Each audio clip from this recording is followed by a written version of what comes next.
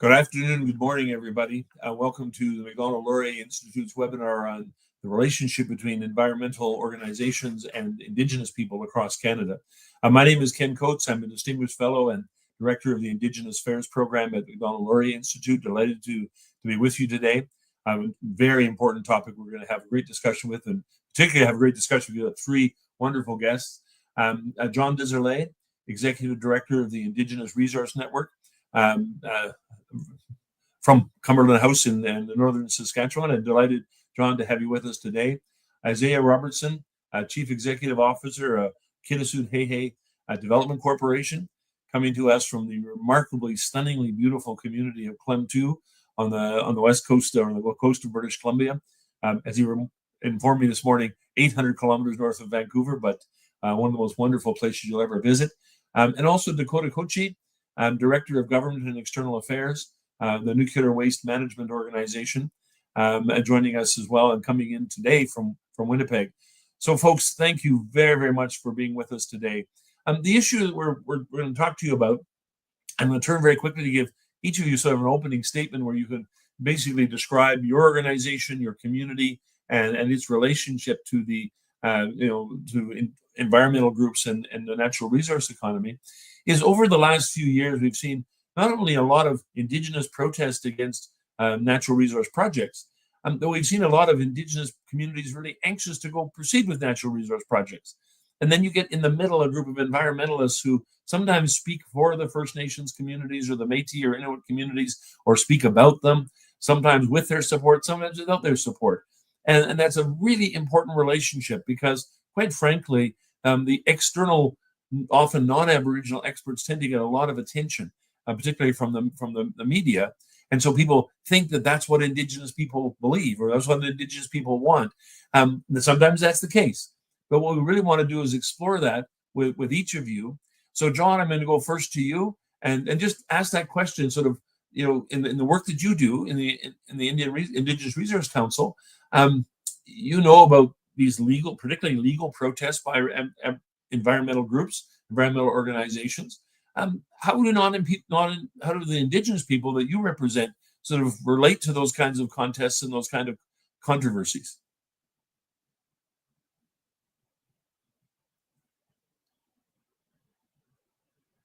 And John, there we go.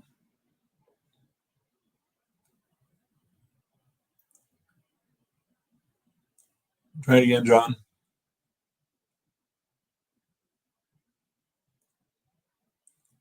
Oh, not a sort of unfortunate start there. Well, John gets connected again. Isaiah, I wonder if I could jump to you. The issue of Klemtu is a really important issue on the environmental front. The folks at Kitasut Hehe are world leaders in environmental protection and environmental engagement. There's a really interesting issues around fish farming and salmon farming. So, Isaiah, I wonder if you wanted to lead the conversation for us.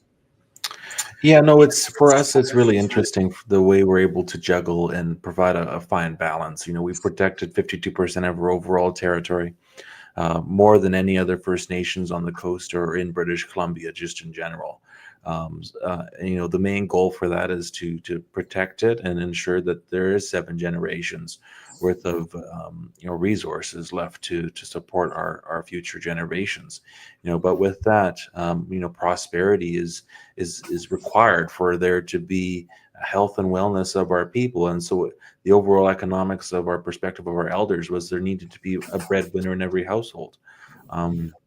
That was probably 30 to 25 years ago when we were just dwindling in regard to percentage of total success of employment. And now from 5 to 10% to now a 99% employment rate with a $3 million economy, we've been able to prosper as a community. However, that obviously has changed over the last decade, since the Liberals have kind of made it a platform to remove this industry, which was politically charged in a sense and really supported by activists, in my perspective, very different than conservationists just in general. And so we can reflect on how we got to that 52%. Which was through conservationists, which was through 2 federal governments, the federal government and the province at the time, really supporting and understanding that there is a balance that needs to be made. And so at this point, it's a bit more conflicted in the sense of how you can balance an economy when a lot of this stuff is politically charged, and these activists are paid to do this. I've read studies and stuff like that it show that's how these things go, from changing economies and so on. So it's quite an interesting kind of type of dynamic that has happened to the fish farms over the last 20 years in regards to activists and being paid to ensure that consumers are focusing on wild stock, consuming that rather than the overall Atlantic stock. Just so everybody understands that what the federal government has done is the federal government has issued in the summer of 2024 a total ban on salmon farming on the west coast of Canada, along in British Columbia, and basically a phasing out of the industry, despite the protests of groups like Kiliseheke and what have you. So really interesting, great way to start. Let's go back to you, John, and see if we've got the technology working. I think we're good now. So yeah, absolutely. No, thanks again for having me. Yeah, so the Indigenous Resource Network, we're a network of Indigenous, people in the resource industry, workers, businesses, economic development. And so, it's a really interesting issue. There's a lot of things we stand for. We're a values-oriented organization that, that likes to showcase that development can happen, progress can happen in line with conservatism, in line with protectionism, but really in the line with management. And we really stand against paternalism, and so people speaking for and we celebrate partnership and relationship. And so I think a lot of these movements, it's just that, right? And so advancing different interests, not to align interests, and then what a lot of our people speak about is being used and feel used. We're take kind of nuances in some of those relationships, and really I guess use them to advance those agendas, and that's a problem. And then I think that's where that word really kind of presents itself: eco-colonialism, right? And so kind of asserting values and agendas and on other interest groups, and and drowning out kind of their interest and their concerns, and being able to advance resource development. We always hear Indigenous leaders say, we're not against development, we're against being left out, and we're against being left out of that decision making process. We want to understand risk reward, we want to understand it all. Well, that's what we're against. And again, using that frustration and weaponizing it to advance other interests is a big problem. Yeah, it sure is. I remember talking to one of the more prominent First Nations leaders in northern British Columbia, and he surprised me because he sort of said he was really angry with some environmentalists who'd interfered and went to the government and said the First Nations up north don't want this. And he said, well, first off, don't talk for us. I'm a non-Aboriginal person. I would never talk for First Nations and say this is what they believe in that sort of way. And then he said, it's what really got my attention. He said, a lot of the environmentalists, and not all, a lot of the environmentalists are the new missionaries. They decided what's best for us and telling us what to do. And that's very much what you just said, John. Dakota, you work in the nuclear industry. So tell me what goes on with there. Yeah, my name is Dakota Kochi, and I'm the Director of Government External Relations at the Nuclear Waste Management Organization. We are established by a federal act, the Nuclear Fuel Waste Act, that says, as Canadians, as a country, we need to make sure that we have a permanent plan for the used nuclear fuel across Canada. There's nuclear reactors in Ontario, Quebec, and New Brunswick. And as a byproduct of producing that clean energy, there's used nuclear fuel that is radioactive for thousands of years. So the NWMO is responsible for making sure we have a plan for that and a site for a deep geological repository. And, in the work that we do, at the end of the day, our main focus is protecting people and the environment. And a lot of my job is working with government, civil society, environmental groups, people who have an interest in the project. And the biggest challenge that I have, and the biggest, concerns that I have is bumping up against pop culture and, the scary green glowing goo, and the Simpsons and things like that. It does influence what people think about what nuclear waste is. And we were really proud last year to conclude a consent-based siting process for a deep geological repository where the local First Nation said that they're ready to host this repository. And so we're about to kick off a regulatory process, which I'm sure will be very exciting. And I'm sure a lot of people are looking at, how we're going to get this project built and approved. And Dakota, just to pick up on your excellent sort of a summary, this is a long process. This is not something that your organization did over the last 6 months. You went through a long process of seeing which communities were interested, talking just to the community, but also to the surrounding First Nations, Métis, Inuit communities, getting a sense of what their sort of concerns were, and then narrowing it down to smaller and smaller and smaller. That took a very, very, very long time. 10 years. Yeah, it wasn't something that was imposed on anybody. That's really clear. So, Isaiah, I want to go back to you really quickly, if I could. You talk about the wild salmon activists, and you made a point of separating them from conservationists. And one of the things I want to highlight is the fact that your community is right on the edge of the Great Bear Rainforest, correct? When you talk about preserving, this is one of the largest conservation areas in Canada. It was a brilliantly conceived project where industry agreed to withdraw from certain areas, and the First Nations had sort of control. The First Nations now have a huge role in the management of the Great Bear Rainforest. So your Kitasoo Hey are huge conservationists. You're huge environmentalists. Are those wildlife activists, do they come and talk to you? Do they come into your communities? Do they relate to the community in any particular way? I would say no. I say they struggle to understand, our perspective on how we can become sustainable for our own overall economy. Things have changed. When it comes to understanding, the history of the overall coast. People don't understand, how this conservation area, which is massive, it stretches, all over the Central Coast, came to be. And so many conservationists or activists themselves, I see activists as people who provide problems with no solutions, and I see conservationists in the opposite way, providing solutions and willing to work together and, willing to listen. And so activists don't want to listen. They only see one way. When it comes to this dialogue of closing, the irony to me is we hear, well, this is going to help the wild stock. I don't hear any solutions to help solve the wild stock return on the West Coast period, which to me is just bizarre completely. And if I was to refer to my overall transition plan with the federal government, said, you have 1.5 years to give us a solution how we can reduce the impacts to the wild stock and so on, I can show you that we have solutions on how we can help the return. Who better to help return of the wild stock than salmon farmers? It just, to me, it makes total sense. But at this point, the activists don't see it like that. They see tear everything out. We can look at the Broughton, for example, the Broughton Archipelago. They've had the highest sea lice count ever, and that's the farms were just pulled out a couple of years ago, and so it's just all there's just no reality to it, and that's really the problem in the end. Yeah, it's interesting. So, John, I'll come back to you on that one. I sense the frustration, Isaiah. So, you're dealing with a thing where an awful lot's at stake. I'm going to pick up on something that Isaiah said before and ask you about this, John. When First Nations and Métis and Inuit communities get involved with resource development, they're not doing it because they really, really want to have a mine in their backyard.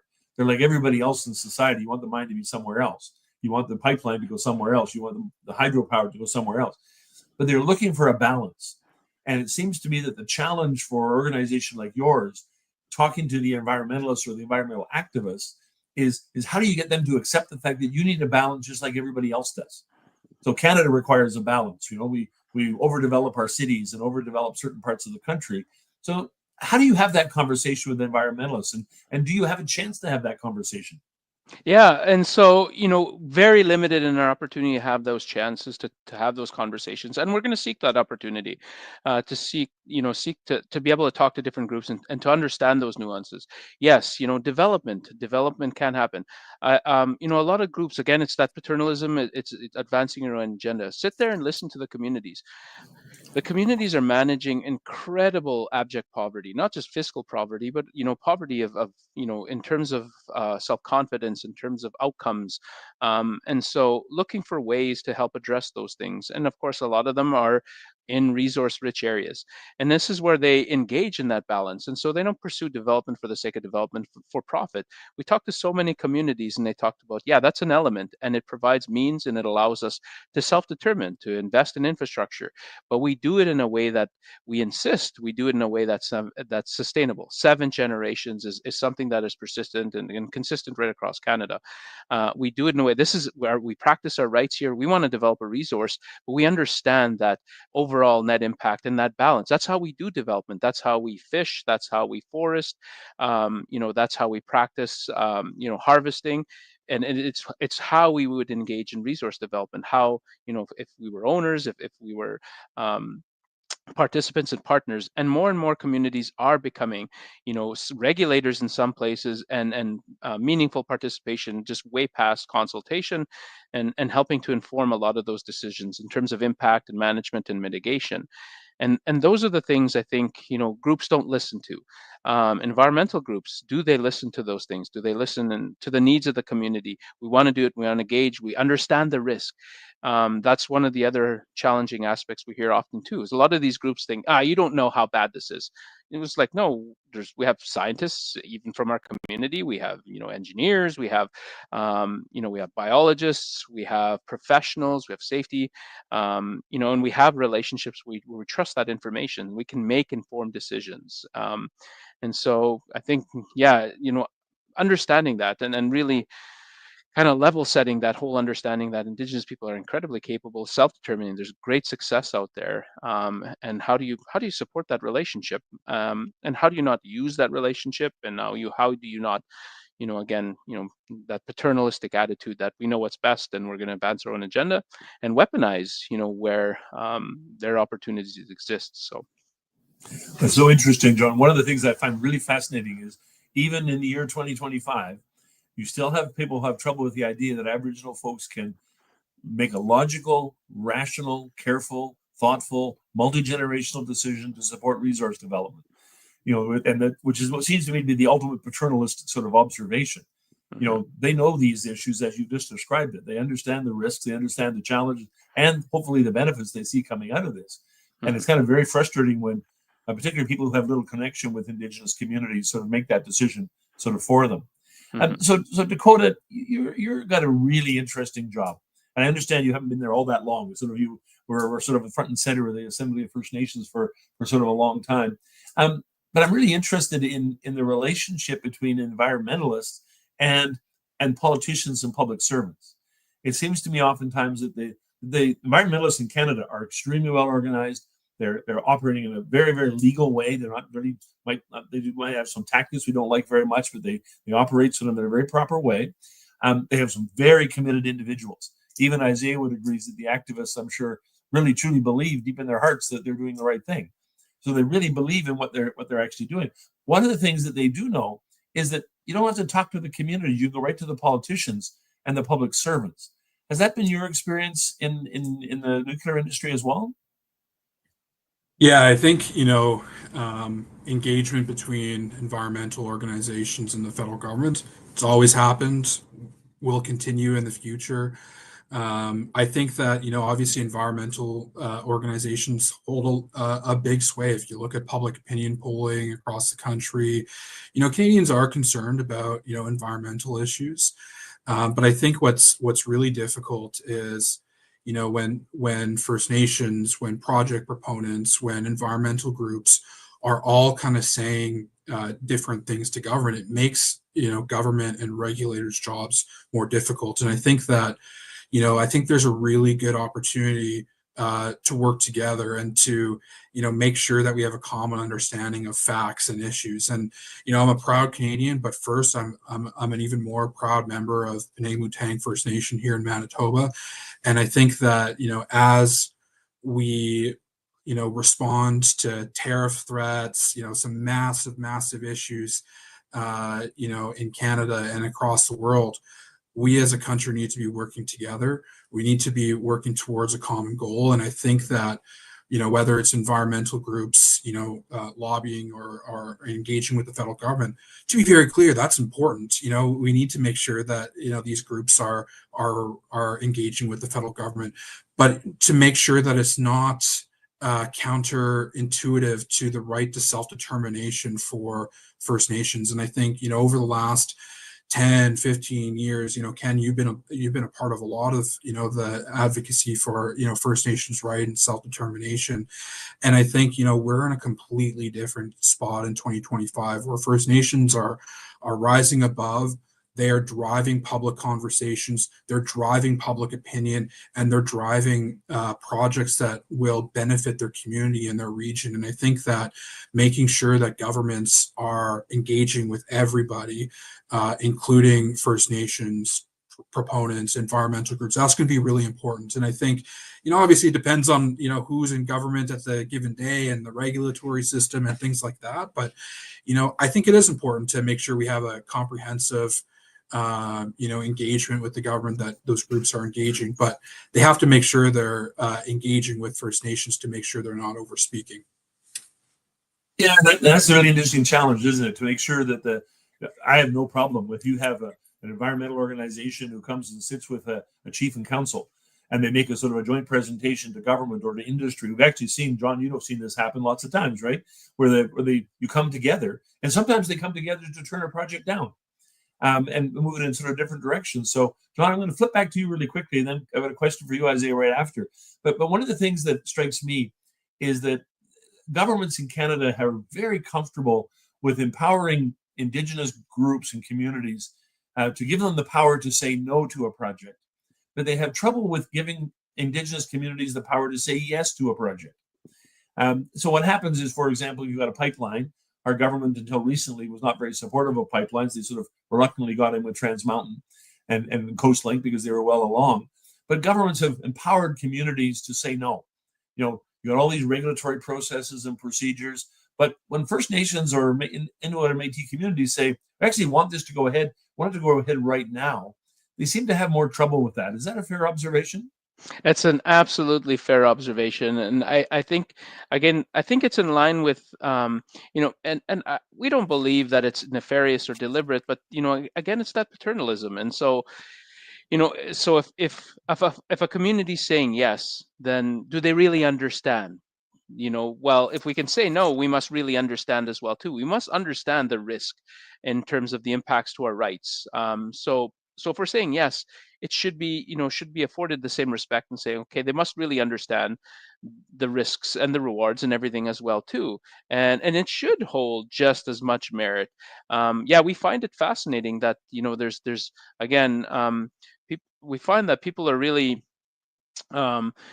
cautious as it relates to consultation and engagement and everything like that, and it's an incredible onerous process, right? And spending time with Dakota and hearing kind of that community-oriented, consent-based, and how do you make it more efficient? It's incredible. But yeah, that's a big problem. If a community wants to go for it and say yes, and they really do, then there's got to be that mutual respect and say they have to absolutely know what they're deciding, and we need to support that. But particularly since if you go back the last 50 years, the paternalist government of Canada, governments of the different provinces and territories, made decisions on behalf of communities that were pretty bad. They didn't work out very well when government was making those decisions. And so empowering local communities, I think, seems to be a real strength. But I want to go back and capture something Isaiah said, if you don't mind. Isaiah, and we had this conversation quite some time ago, talking about the salmon farming industry. You slipped in this conversation and said you have 99% unemployment. Now, my guess is there's probably only a handful of people on this call who have any understanding of the fact that that's a real number. they're thinking, well, that's just an exaggeration from an economic development officer. So surely you don't have full employment, and surely there's lots of problems, and we have all these stereotypes of Indigenous communities at risk and all that kind of stuff. So just speak to us really quickly, and I got a follow-up question about that 99% number.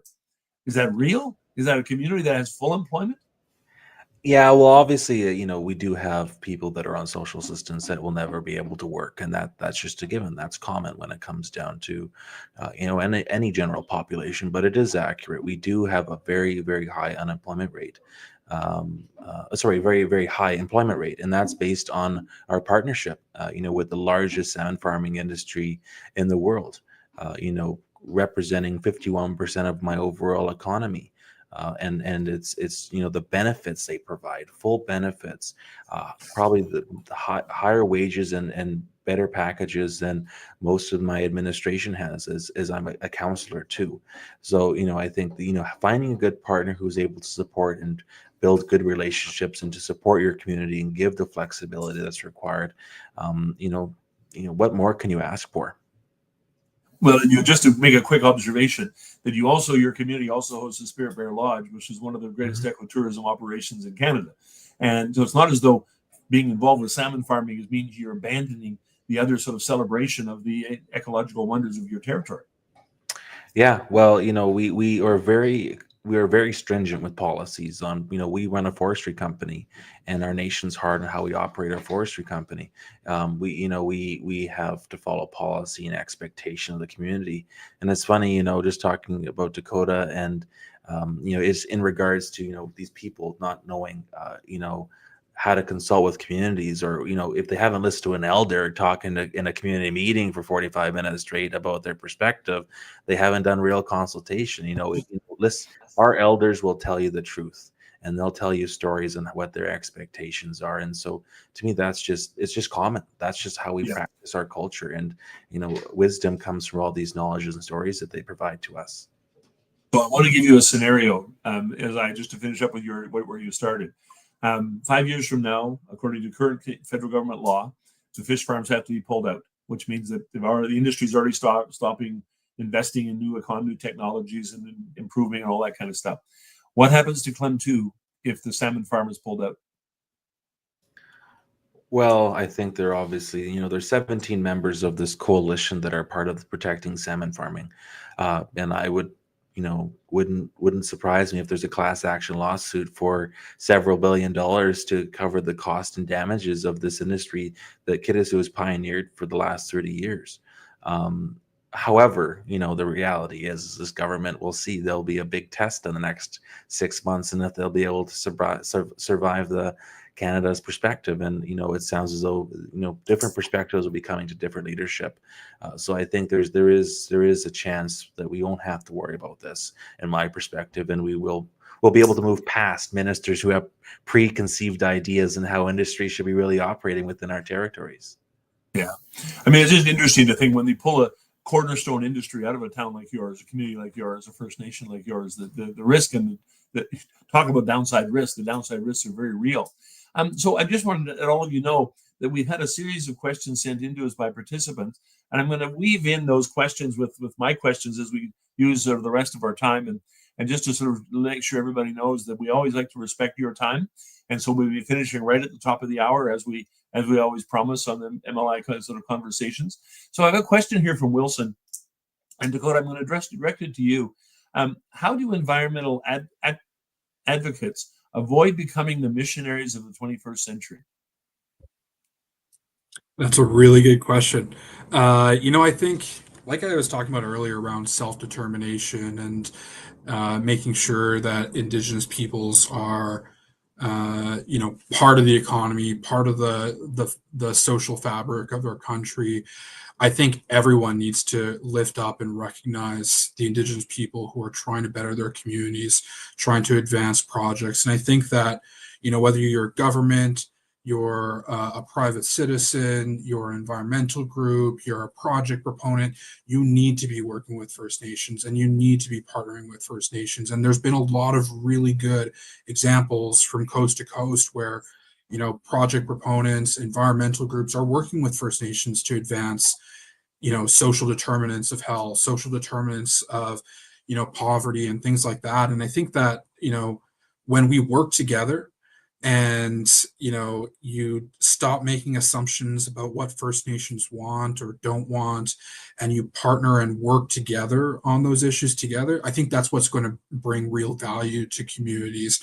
And I think, as, investments come to, First Nations, business opportunities come to First Nations, the need to work together and advance those projects are going to be even more important. And I think if we're not working together, it's going to be really difficult to move forward. And I think that a lot of environmental groups, I think, have some work to do, as part of their policy development process and their advocacy development process, to make sure that they're working with First Nations, that they have First Nations people at the table and in the boardroom. It's such an interesting change, Dakota, when you think about it. That not so long ago, the idea was Aboriginal people just oppose all resource development. You just presented a situation that says, we can have conversations about resource development. You have to have conversations with us. You have to be here. Exactly. So we have to get rid of the paternalism. You get rid of the distance. I often think that a lot of non-Aboriginal people are kind of fearful of moving into and talking to Indigenous communities. They don't have the experience. Isaiah was talking about this, about you got to be prepared to sit down and listen to an elder talk for 45 minutes. That's the way elders talk. They tell stories. They don't give a speech. They don't give an ABC conclusion. They give a story that sort of, and you have to take the meaning out of that story. What a big change we have to make, right? These are really big, sweeping sort of changes. But the interesting thing is how far we've come. So my ironic observation for all of you is that in the search for reconciliation in Canada, the resource sector has absolutely the front lines. So we know about the protests. We know when there's anger and frustration. We know very little about the success stories, when actually communities and resource companies, and whether it's a hydro dam or whether it's a transmission lines or whether it's a mine or a fish farm, we tend not to know about those achievements. And yet there's literally hundreds of them sort of across the country, which I think is fascinating. So John, I'm going to put you on the spot with the hardest question I could come up with. And this actually question, and thanks Wilson for the question, a question from Liz.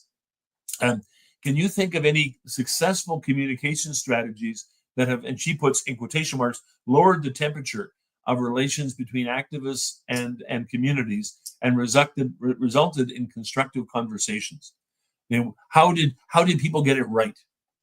Yeah, absolutely. There's it is a good question. There's examples out there, especially in relation to development and conservation and balancing the needs of community and economic development and stewardship.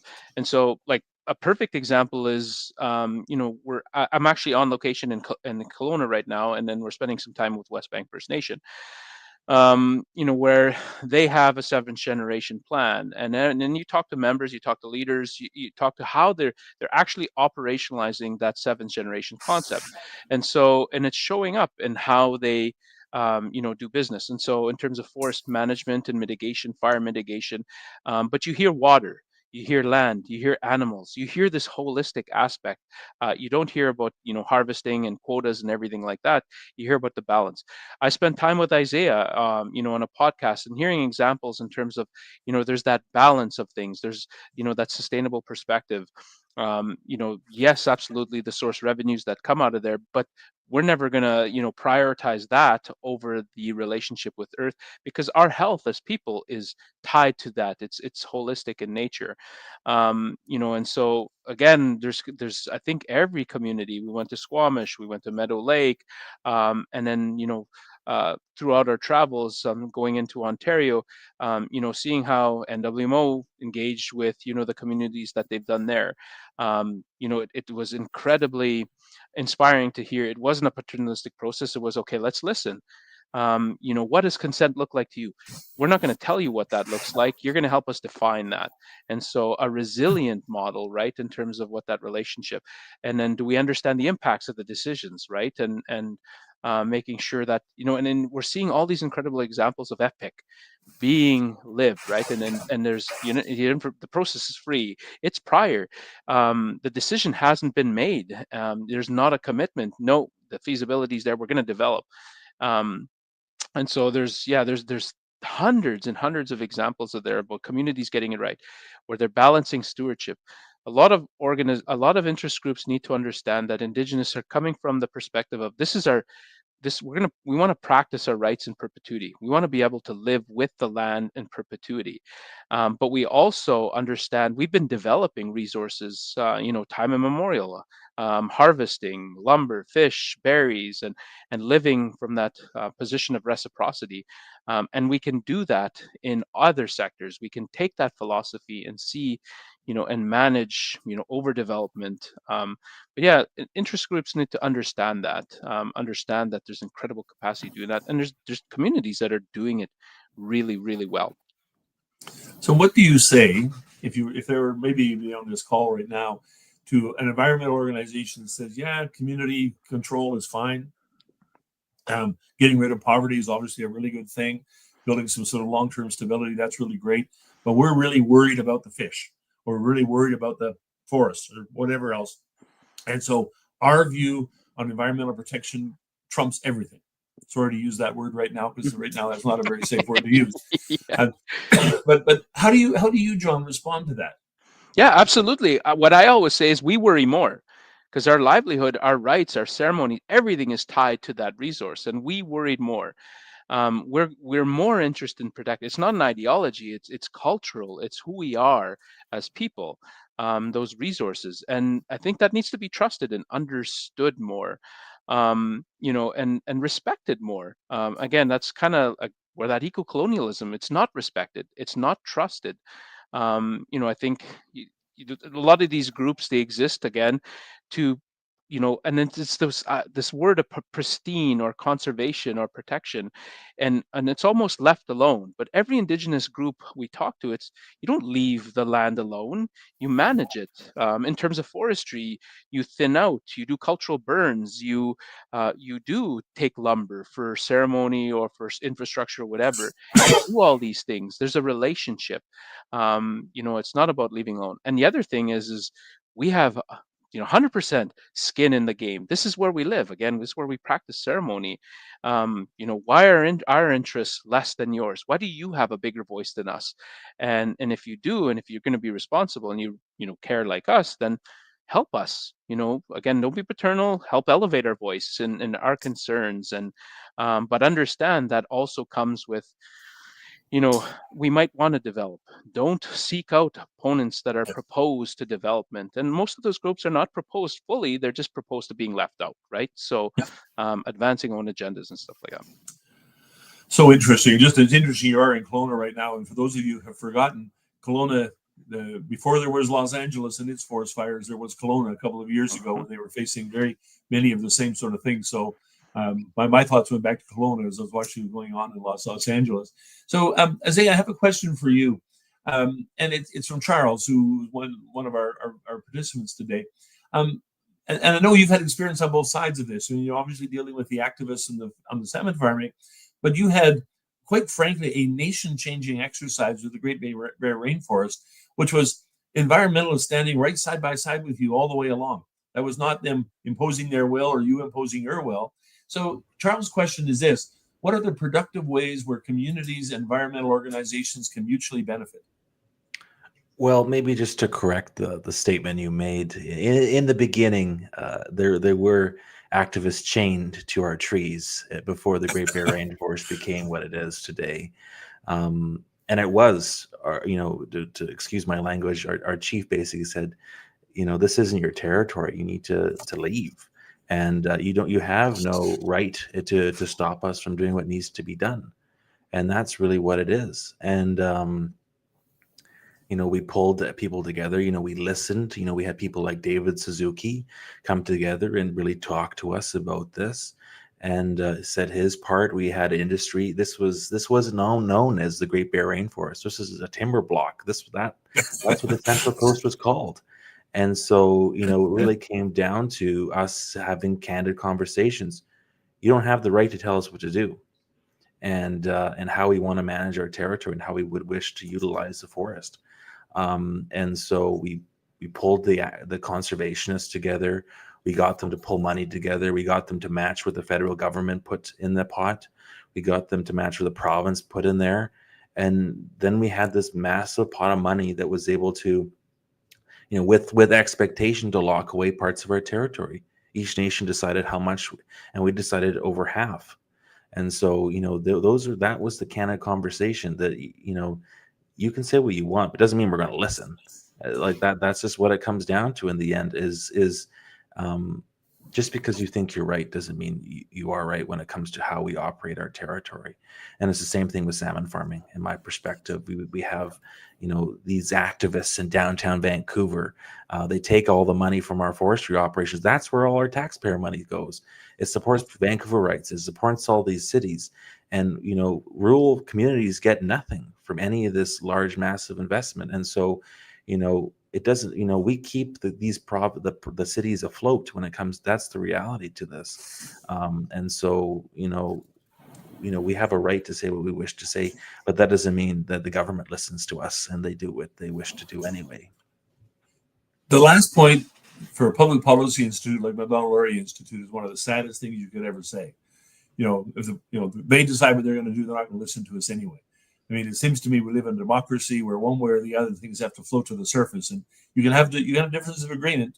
There are differences of opinion. There's 4 of us could pick a topic and have 4 different opinions on it if we wanted, right? But the reality of it is you have to listen. And the essence, Isaiah, of what you're talking about is that the change in the Great Bear Rainforest came from when they listened to you, when they listened to the First Nation. It was actually the starting point in that process. So John, and I noticed all 3 of you have sort of fudged over to separating activist, environmentalist, conservationist. And it seems to me that there's no real opposition to conservationists, because most Indigenous people would call themselves that as well. Environmentalist is sort of a catch-all phrase that seems to catch everybody. Real concern about activists. And the activists are the ones who have their own agenda and sort of are ignoring what you want out of the process or what the community wants out of the process, and sort of trying to impose their will. Maybe I'll ask Dakota, this is the question to you, sort of, and this is your ideal world. I know you've just been through this process, so you've got great insights to offer to this. In an ideal world, what role do activists and environmental groups play in the policymaking process in Canada? They obviously they're citizens too, and they have a right to have their voice, and they have a right to be heard, and they have passionate views about these kinds of things. What's the appropriate role? Well, I think, it's been very clear, whether it's through jurisprudence, federal laws being passed, changing public opinion in Canada, that you need to work with First Nations, Métis, and Inuit people. And I think that if in an ideal world, we would bring everybody together to talk about these really big public policy issues, whether it's free, prior, and informed consent, the implementation of UNDRIP, how do we work together on natural resource, development and major projects. But, oftentimes that's not happening. And, part of the reason why it's not happening is there's these pre-built assumptions about what I'll call, the other side is, has their opinion on, or what they think. And I think that if you sit down and you have some tea and some biscuits with people who you might think have differing opinions on you, oftentimes you can build consensus. And I think that when you sit down in community, you sit down with elders, you sit down with land guardians, oftentimes you have the same priorities. Like at the NWMO, we are responsible for managing used nuclear fuel from people and the environment. We want to make sure that people can live safe, can live in a world that their views are included, but as well as that the environment around them is protected. And oftentimes that lines pretty perfectly up with some of these environmental organizations who have some pre-existing views on what nuclear waste, how it should be managed in Canada. And I think that we've done a pretty good job of engaging with those groups, but oftentimes that initial conversation around, what is best for these communities in the sense of you need to work together with the communities. And I think that we'll always have environmental activism. We'll always have, proponents who are wanting, to work with First Nations. We'll always have First Nations that, want to work with environmental, organizations and proponents. It's about having that mutual understanding and reaching consensus about what is the best path forward, not for your organization, but for the people who are actually living on their traditional territories, who are practicing traditional practices. And I think that's what's really missing in Canada. And I think that as we, advance conversations around self-determination, getting projects built, First Nations who are building capacity to engage in this work, we're going to start to see that. But of course, everyone has to commit to that type of work. Thanks, Dakota. And John, I noticed you bouncing up and down in your chair. And so I know you want to jump in on what Dakota just said. So please join in. Absolutely. I think we see two very important roles. One of the roles is, I will say it, there's such thing as overdevelopment, disproportionately, protecting the interests of investment and investors over local communities and things like that. And I absolutely see a role: overproduction, overdevelopment, disregard of environmental impact and rights. And I see there's a correction there, and activists can play, right, and watchdogs and things like that. But more so, allyship. I see a role like, scrub your agenda, scrub the paternalism. There's incredible depth and capacity with a lot of these people that, Indigenous people and communities could benefit from. And so come to the communities, like Dakota said, and Isaiah, speak and listen and build a relationship and let us learn, and then come together. What type of Western science methodologies, what concerns you? And then, but also respect and understand, okay, at the end of the day, we need to make our own decision, and it's going to be, and we appreciate the information sharing exchange. And I think there's a role from a capacity development perspective there as well too. But yeah, two important roles, and I think they exist. And it reminds me of a conversation I had with a young activist about 12 years ago, who was so disappointed as an Indigenous person. I was in the nuclear industry, an industry that, people glow and all those, those myths and everything like that, Dakota mentioned. And it's like, as an Indigenous person, self-determination, I get to help inform how industry grows and its impact and environmental, and then influence it through my stewardship and as I grow. And so these things can exist. And so we have to trust each other and trust our values and everything like that. And yeah, so there is a role, but we just need to reimagine the relationship and lean into that. Very good observations from both of you. And so, Isaiah, we're going to sort of pick up on another version of this. But it's one of the things that I certainly have seen around the salmon farming industry is that the activists often present arguments that are very different from those that come out of sort of neutral science. You have scientists who do research, and often government scientists or they're academic scientists or whatever. I was talking about salmon farming to a scientist from the University of Prince Edward Island. And I just said, gave him some documents from the activists saying, here's what's going on. And he said, well, it's just not true. Those things that they're saying are not what's actually happening. So how does a First Nation organization manage that sort of tension? Because we always say we want to have, science-based decision making. So number one, is the fish farming decision in British Columbia science-based? And number two, how do you as a First Nation navigate those conversations, quite frankly, between activists and scientists or competing scientists? Or how do you deal with all of that? Well, I would say it's, to answer your first question, it's everything with this industry is science-based. We follow CFIA. There's regulations that, the highest regulations we can follow. So there's that layer of Canadian, law, and then there's the expectations of my community and how industry is supposed to follow and what the expectations are. And we've done our own science to ensure that things are operating in a way that is following our expectations. When it comes down to activists or other people, I would say it's really hard to manage expectation or to work with communications in that sense, because, there's a scientist that worked for DFO a couple of years ago who released a study on this. and they just get slammed. They get slammed by the activists, and they completely overwhelm them. And there's many scientists that don't wish to release anything because there's such a large amount of misinformation that they have to combat.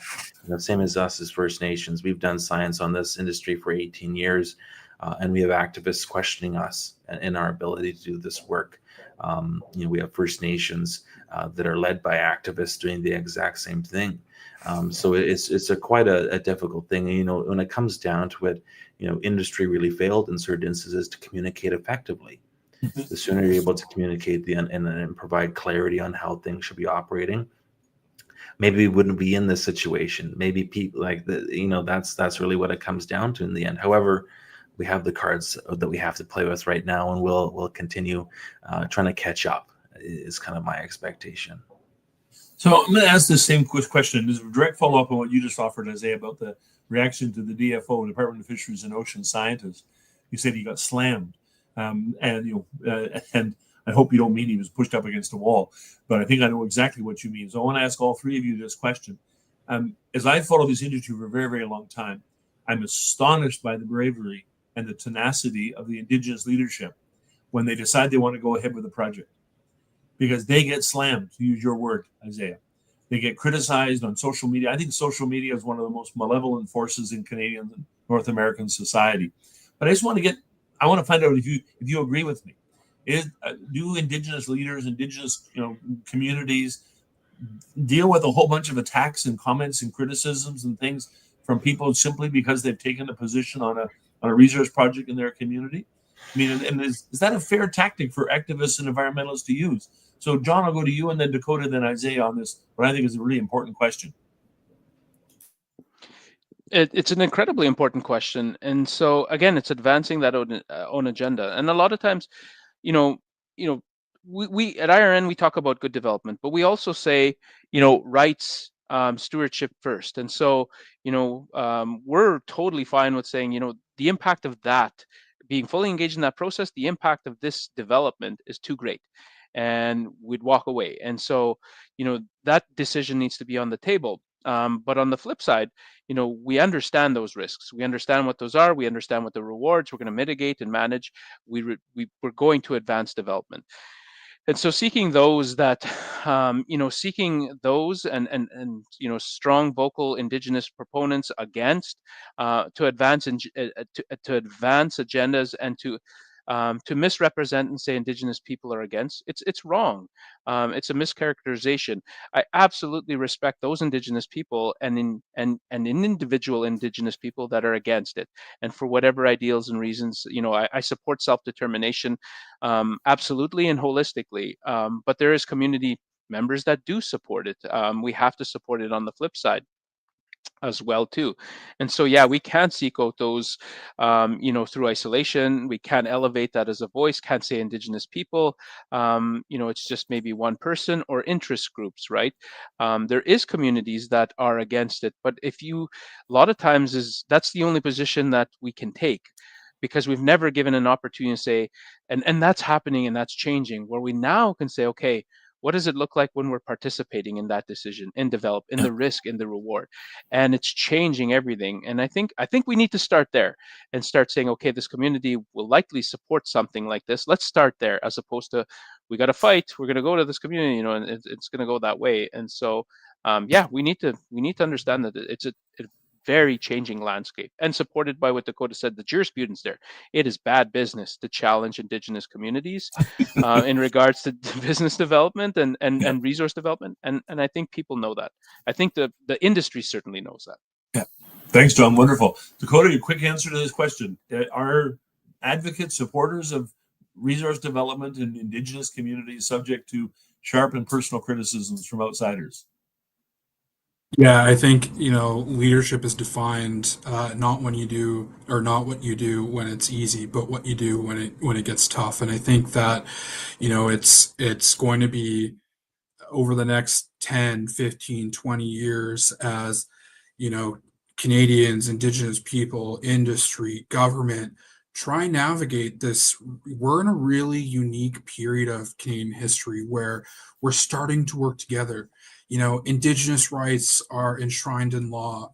free prior and informed consent is starting to be defined by nations. And we're at a really important time. And there will be times where, Indigenous leaders are going to have to make decisions that, some people might not like. But the thing is that the really important thing is that these communities have the right to make that decision. And, I work in the clean energy industry, and what I think about other industries is my personal opinion. But at the end of the day, I support Indigenous rights more than what my opinion may be. And whether another community decides, hey, I want to be a part of this project, I want to be a partner in this project, I want to be a supplier to this company, that's not my decision. That's that community's decision, the leadership, the community members, and for the future generations of that community to be included in that project. And so I think that as over the next few years, we're going to see a really big shift, hopefully. Fantastic. Oh, but also sad. I mean, I find this a really important conversation, but it's so sad that in the year 2025, we're having these conversations. The idea of Indigenous autonomy and Indigenous self-determination, we kind of thought that was a 1970s conversation. And here we are 50 years later having the same discussion. Isaiah, on this question of activists sort of attacking individual Indigenous leaders, any thoughts? Well, I think, it's one thing about activists also, but, to me, to some point, it's also our own people. I think we really have to reflect on some of these things. I'm just looking at an article right now of Grand Chief Phillips of the UBCIC talking about walking back, the Northern Gateway Pipeline. Similar to what Dakota says, I fully support, what Indigenous people's rights say and what they wish to do. But for example, organizations like the AFN, UBCIC dictating and creating this echo chamber of kind of toxicity towards First Nations who wish to pursue resource development. Some of us aren't, beside, great big cities who have prosperity. Some of us really have to work for success. And so by, these nations, UBCIC doesn't support fish farms, and there's this real big push against us. And so, the irony of other leaders, utilizing organizations to supposedly represent First Nations is completely bollocks to me in the sense of, they have no rights and title. They don't. These are organizations that represent these First Nations, but that doesn't mean they speak on behalf of everyone. So it's kind of the bizarre, and it kind of is a devil's advocate, kind of what you stated there, Ken. And my perspective is it's complex, and not everyone supports these industries. But we also the main thing is we must respect what everyone wishes within their own territories and how they wish to operate and wish to govern. That is the main thing. If people want mining, to do what you wish, but ensure that you're doing it the best possible way for everyone within the surrounding areas. That's how I operate our fish farms and forestry. But that's, to me, the deeper answer to me to this whole overall dialogue is respect each and every one of these First Nations. We're all different. We're all unique. We all have different priorities and perspectives in the end. And the other thing I would say, Isaiah, just picking up on that and whatever John and Dakota have said as well, you also learn from each other. I mean, you're learning from the experience of other communities, what worked, what didn't work, what was a bad result, and whatever else. This has been a remarkable conversation, and I hope you found it as exciting and important as I did. I'd love to have you come back and do some other version of this.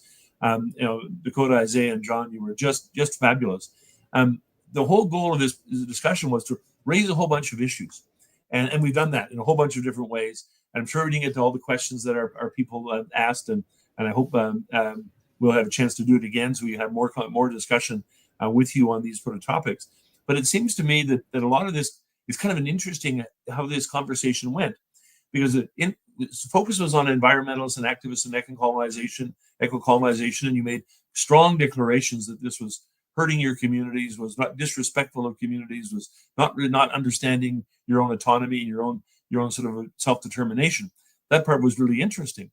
But toward the end, we got to this conversation where you're talking about the fact that we still haven't got our heads around the fact that the First Nations, Métis, and Inuit groups, that is their territory. It is their homeland. And John, you talked about this about 7 generations. Dakota, you talked about keeping this land for so long term of time. And when you talk about Clem 2, you're talking about a community that's thriving now, and you want it to thrive 200 years from now. you're not talking about get rich quick so you can all live in Las Vegas. You're talking about making a solid community that will last and be sustainable for a very, very long time. These are really exciting sort of perspectives that I think we sort of get away from when we talk about the yes-no sort of mentality of, will a mine go or a pipeline go or a fish farm be allowed to stay or whatever else. You're talking about communities that are looking for a way to keep themselves alive and sustainable and culturally rich in their own traditional territories, so their great-great-great-grandchildren can have the same wonderful experience of their homelands that their grandparents and great-grandparents had. These are challenging issues, very provocative and sort of confrontational at times. This has been a really important conversation for all of us. So Isaiah Robinson, John Desjardins, and Dakota Kochi, thank you very much. This has been a fantastic conversation. So all of you who joined us today, thank you for participating. Macdonald-Laurier Institute does a lot of these webinars and podcasts on Indigenous economic development. We exist to give a platform for Indigenous people to explain themselves to Canada and to the world. And this is a brilliant example of exactly that kind of activity. Thank you, everybody, for joining us today. And John, Isaiah, and Dakota, thank you very much for sharing your wonderful perspectives. Goodbye now, everybody. Thanks, Ken. Thanks, Emily. Thanks, my brothers.